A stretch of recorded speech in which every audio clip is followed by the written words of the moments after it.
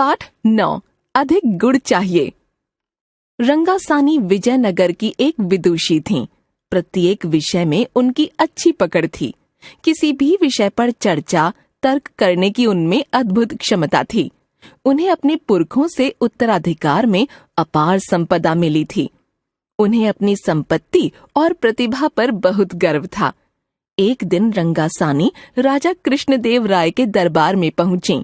उन्होंने दरबार के सभी कवियों विद्वानों को चुनौती दे डाली। आपके दरबार में जो भी मुझे तर्क चर्चा में हरा देगा, मैं उसे अपनी संपत्ति का आधा हिस्सा दे दूंगी। ऐसा न होने पर उस व्यक्ति को मुझे रथ में बैठाकर खींचना होगा। राजा कृष्णदेव राय दरबार में उपस्थित कवियों और विद्वानों की ओर देखने लगे। हर कोई नजरें बचा रहा था। आखिर में तेनालीरामन उठे।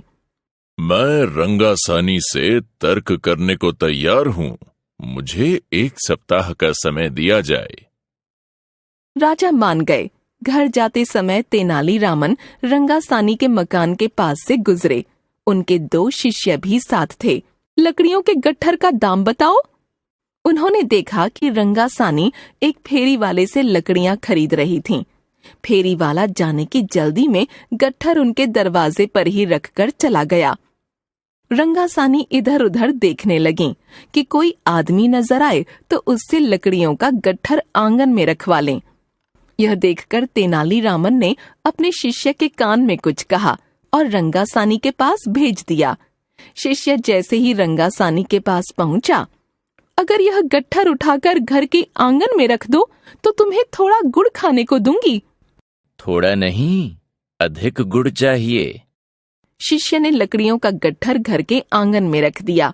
तुमने काम पूरा कर दिया, यह लो गुड़। मुझे अधिक गुड़ चाहिए। रंगासानी और गुड़ ले आई। यह लो और गुड़ लो। मुझे अधिक गुड़ चाहिए। रंगासानी जितना भी गुड़ देती, शिष्य और अधिक मांगता। उसकी अधिक की रट सुनकर रंगासानी परेशान हो गईं। वे कृष्णदेव राय के दरबार में पहुंची। क्या दरबार में कोई इस समस्या का हल बता सकता है? अगर रंगासानी ये कह दें कि ये समस्या वो नहीं सुलझा सकती, तो मैं इस समस्या का निपटारा कर सकता हूँ।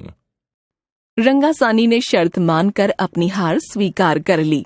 तेनालीरामन ने शिष्य से पूछा, क्यों भाई, तुम्हें कितना गुड़ चाहिए? मुझे अधिक गुड़ चाहिए। गुड़ के दोनों टुकड़ों में से अधिक कौन सा है? ये वाला। तेनालीरामन से गुड़ का बड़ा टुकड़ा लेकर शिष्य चुपचाप चला गया। सारा दरबार तालियों से गूंज उठा। रंगासानी ने शालीनता पूर्वक हार मान ली और बोली, मैंने जैसा कहा था, अपनी आधी संपत्ति आपको देती हूँ। तेनालीरामन की तीव्र बुद्धि और प्रतिभा से राजा कृष्णदेव राय बहुत प्रभावित हुए। सभी ने तेनालीरामन की भूरी भूरी प्रशंसा की।